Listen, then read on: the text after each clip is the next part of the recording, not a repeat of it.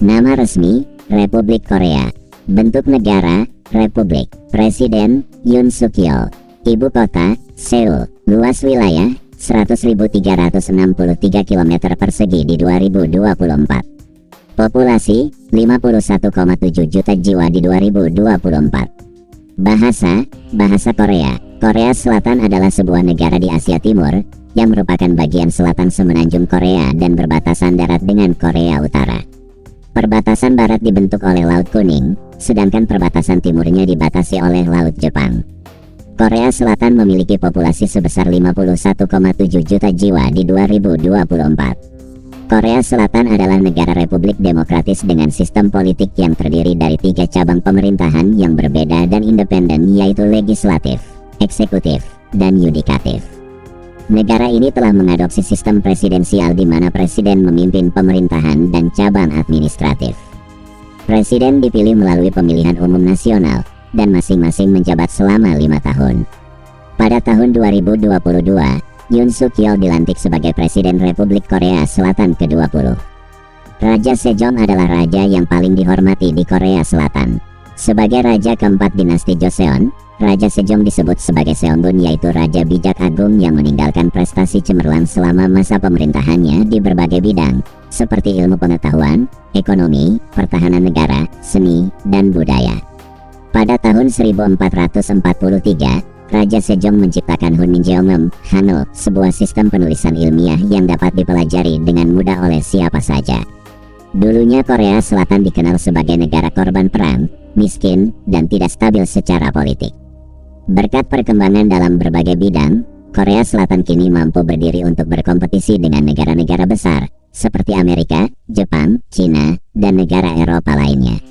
Keberhasilan Korsel dalam mengembangkan industri hiburannya terbukti lewat kemunculan Korean Wave atau Hallyu yang disukai masyarakat lokal dan internasional.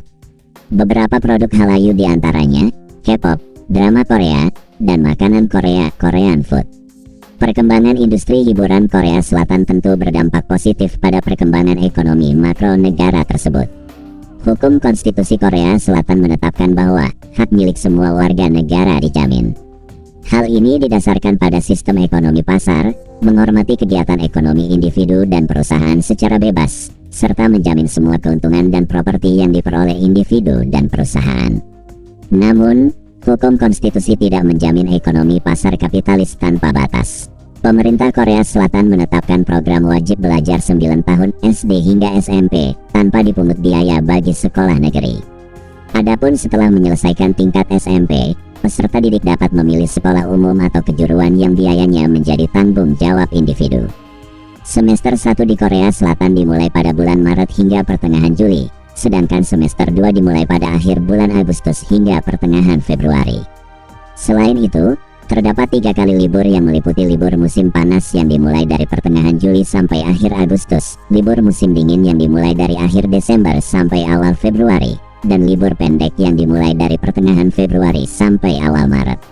Para peserta didik belajar dari pukul 7 pagi hingga malam karena mereka harus mengikuti kursus di luar kelas yang mereka dapatkan di sekolah. Durasi belajar yang lama ini disebabkan oleh ketatnya seleksi masuk perguruan tinggi, sehingga mereka harus mempunyai persiapan yang matang. Anak usia 13-14 tahun sekolah mulai belajar pukul 7 pagi sampai 5 sore, kemudian dilanjutkan kursus hingga pukul setengah 10 malam. Anak usia 15 tahun sekolah mulai belajar pukul 7 pagi sampai 7 malam, kemudian dilanjutkan kursus hingga pukul 11 malam. Sementara itu, anak usia 16-18 tahun sekolah mulai belajar pukul 7 pagi sampai 10 malam, kemudian dilanjutkan kursus hingga tengah malam. Apa mereka nggak bosan atau stres ya karena belajar terus? Gimana nih kalau menurut kalian? Sejumlah mahasiswa Korea Selatan tengah menjadi topik perbincangan hangat di media sosial akhir-akhir ini setelah munculnya serial televisi University War. Pasalnya pada acara tersebut para mahasiswa harus bersaing menggunakan kecerdasan mereka agar bisa memenangkan kompetisi. Kebolehan para mahasiswa dalam memecahkan tiap soal yang diberikan pun sukses memukau penonton karena menggunakan cara dan strategi yang cemerlang. Jika melihat kecerdasan para mahasiswa tersebut, tentunya tidaklah terlepas dari sistem pendidikan yang diterapkan di Korea Selatan. Kekayaan alam berupa gunung, lembah, Pantai maupun pegunungan indah yang dimiliki Korea Selatan juga menjadi daya tarik tersendiri bagi wisatawan domestik maupun mancanegara. Selain itu, sebagai negara 4 musim, Korsel juga menawarkan kecantikan yang berbeda pada setiap musim. Perpaduan antara kekayaan alam yang begitu menawan ditambah perkembangan dalam berbagai bidang layak membuat Korea Selatan diperhitungkan di mata dunia.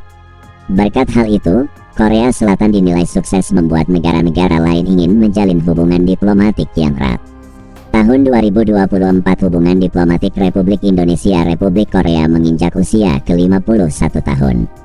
Hubungan diplomatik kedua negara mulai dijalin pada September tahun 1973. Namun hubungan tingkat konsulat telah dimulai pada Agustus tahun 1966.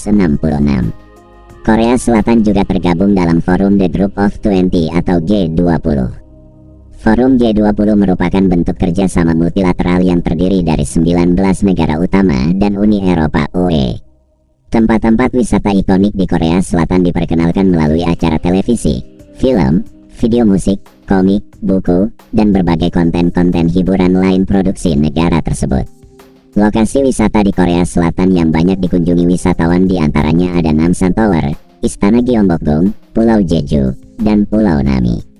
Agar dapat hidup dengan nyaman pada musim dingin dan musim panas, warga Korea menciptakan berbagai bahan pakaian, seperti kain goni, linen, katun, dan sutra untuk membuat pakaian khas mereka sendiri. Contoh utama adalah saat musim dingin, warga Korea memakai pakaian yang terbuat dari sutra atau katun yang dilapisi dengan kapas. Sedangkan saat musim panas, mereka memakai pakaian yang terbuat dari kain goni dan linen. Hanbok adalah pakaian tradisional Korea yang dirancang dengan kesan lembut dan garis-garis halus dengan menggunakan bahan-bahan tersebut. Operasi plastik bukan lagi hal yang tabu bagi sebagian besar orang Indonesia. Saat ini, bahkan banyak selebriti, influencer, sampai pejabat yang memilih melakukan operasi plastik ke Korea Selatan. Korea Selatan memang jadi negara tujuan operasi plastik yang banyak diminati.